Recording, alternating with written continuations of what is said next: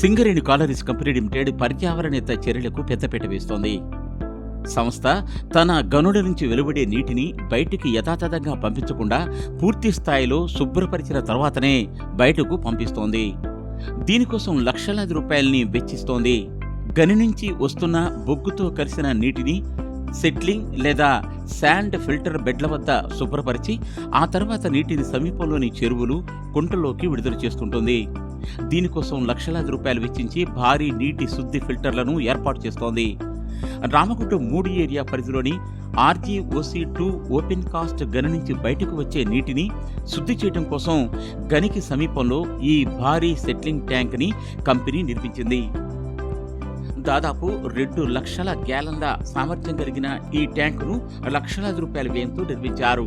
ఈ ట్యాంకులో మొదట గని నుంచి వచ్చే నీటిని చేర్చి ఇక్కడ శుద్ధి చేస్తున్నారు. శుద్ధి అయిన తర్వాత నీరు పక్కనే ఉన్న మరో సంపులోకి కింది నుంచి సేకరించబడుతుంది. శుద్ధి చేసిన నీరు ఎంతో స్వచ్ఛంగా ఉంటుంది. శుద్ధి చేయకముందు ఉన్న ఈ నీటిని, శుద్ధి చేసిన పిమ్మట కనిపించే ఈ నీటిని, ఆ తేడాను మీరిక్కడ స్పష్టంగా గమనించవచ్చు. ఈ విధంగా శుద్ధిపరిచిన నీటిని పైపుల ద్వారా, ఆ తర్వాత కాలువల ద్వారా సమీపంలోని వాగుల్లోకి వదులుతున్నారు. ఆ తర్వాత స్థానికులు తమ వ్యవసాయ అవసరాలకు ఈ నీటిని వినియోగిస్తున్నారు.